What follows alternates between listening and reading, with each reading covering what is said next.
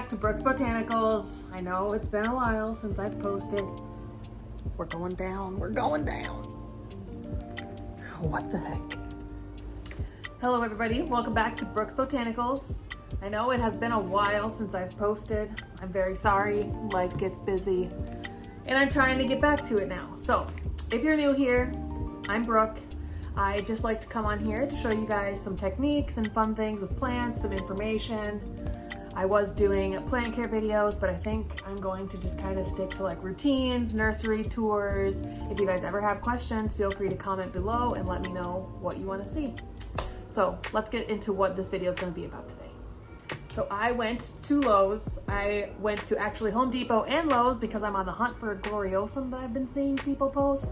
I have a Gloriosum, but I want to get another Gloriosum so I can separate and hopefully sell some for a nice price, because that's my whole objective when I sell my plants.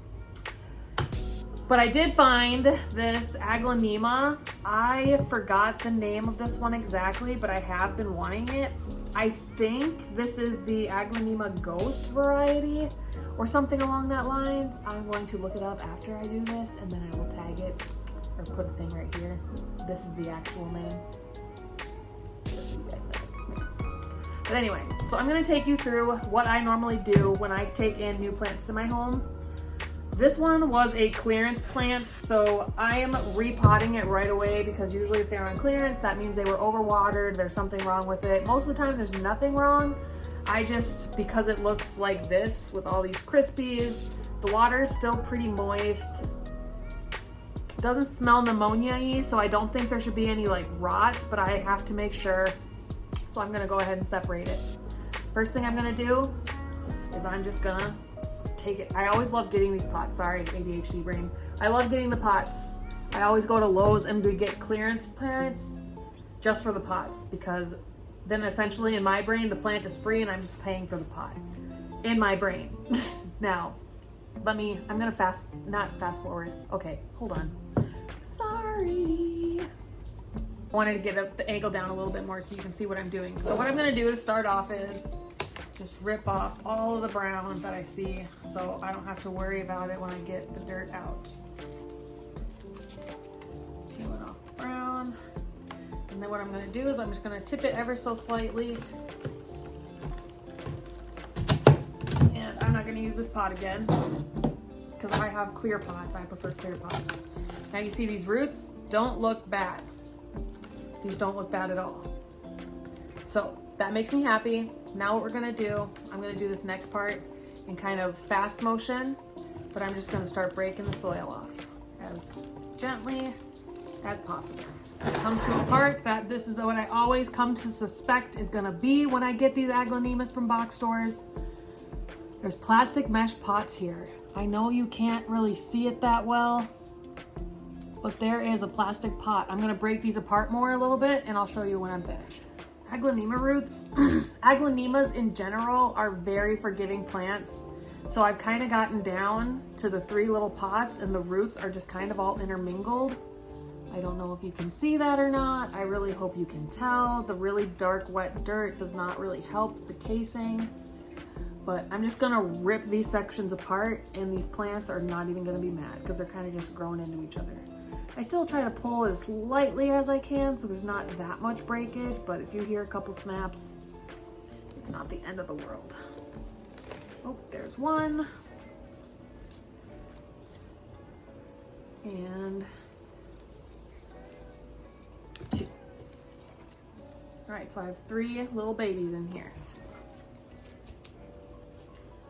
I'm gonna keep 1 for me, and then the other 2 I'm going to sell because I love sharing plants.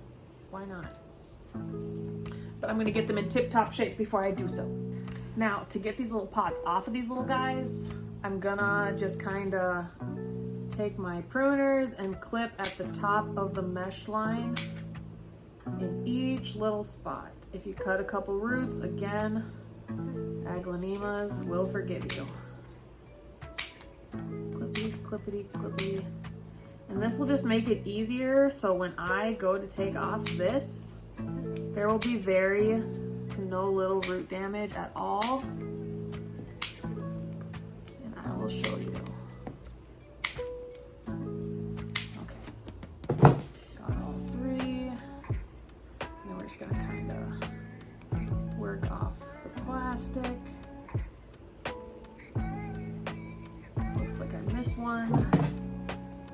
2.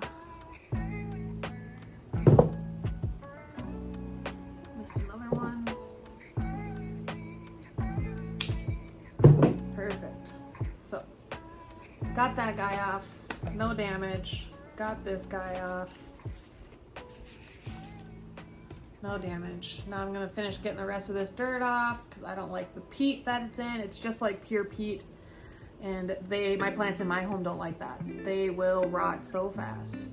And these roots, as you can see, you saw me tear apart all of the plant. There was like no rot in here. So I got this plant it just had some yellow leaves because it probably did get overwatered, because my aglaonemas I water like once a month and they do not mind it at all. So there's plant number 1. And now I'm gonna get these other ones out of here and I will show you the potting process. So this one has a little offshoot and I was examining it and it does have a couple of roots coming off of it. So I'm going to actually just go on ahead and divide this one. It had 2 little roots. So I can divide this one and this one now will grow into be its own plant, which is another reason why I really like these plants. They're super easy to care for and they grow like crazy. Like, you give them the right conditions and they're gonna grow like mad. I have another different aglaonema that I have in a 3-gallon pot that is like 2 feet tall. It's really big. So I'm gonna get the potting mix ready and the containers that these are gonna go in. I'm probably gonna keep this one for myself. Yeah. It's only got 3 leaves, but it's the largest, it's got the best root system, and I don't have to worry about it being too big to ship like this one might be. But we'll cross that bridge when it gets to it. So the mixture that I use for my plants that I sell is actually just a cactus succulent mix with orchid bark, and that's it. That's all I throw in there. So it's well draining with the sand in there, and the orchid bark just gives it a little bit more of an airy flow. I got my babies all separated into these little pots.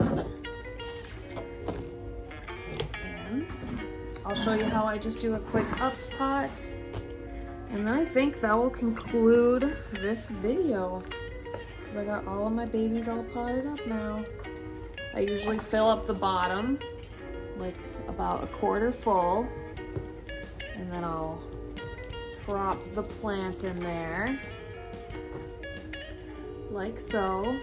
You always want the root ball to be like about a quarter inch under the rim, of the pot. And then I'm just going to backfill little by little, give her a little shake, make sure the dirt settles down.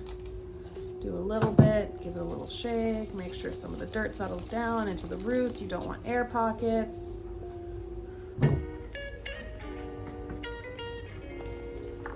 I do not really ever reuse soil from a store, just because I don't know what the plant grew in before it got to the store. I don't know if there's other little creatures crawling around in there. So I just play it safe and throw out that old dirt. You just fill up around. I will show you the end product. Perfect. Now I will have an aglaonema, whatever I decided on this plant was. I posted it earlier in the video. I don't remember because I still haven't gotten that far, but yeah. And then I'll keep it separated. I'm going to spray it with some, so I'm going to spray it when I bring in new plants. I initially start with a alcohol Dawn dish soap water mixture, and I'll keep it separate for like a week. I'll check it after that week. If I still see any bugs on them, I will do a Captain Jack dead bug spray and leave it for another week and then see how it looks after that. And then I will place it with the rest of my plants. For the plants for sale, they go with the rest of the plants that are for sale. For my personal plants, they go into my collection. So thank you all for watching. I hope you enjoyed this video and you found it very useful and helpful. I know everybody has their own kind of routine for what they do when they bring in new plants. This is mine. This is what works for me. and I hope at least something you can take something from this video. If you don't already, please subscribe, like this video, share it with your friends. I just want people to see my awesome plants, and I love sharing with you guys. If you are interested in purchasing plants from me, I do sell on Etsy and Blossom. If you do not have those platforms, I am on TikTok and Instagram. You can always send me a message on there and let me know what you are interested in, and we could work something out. Thank you for watching. Have a blessed week. Also, just a little side note, I don't know if I'm going to be keeping a schedule of when I'm going to be posting YouTube videos. I'm just so busy with work. I have not been able to just sit and work on content. So I'm going to be just doing it as I go from here on out. If I do something, I'm going to hopefully try to make a YouTube video for it. So stay tuned. I will try to keep everybody posted. Have a good day. Thank you again for watching.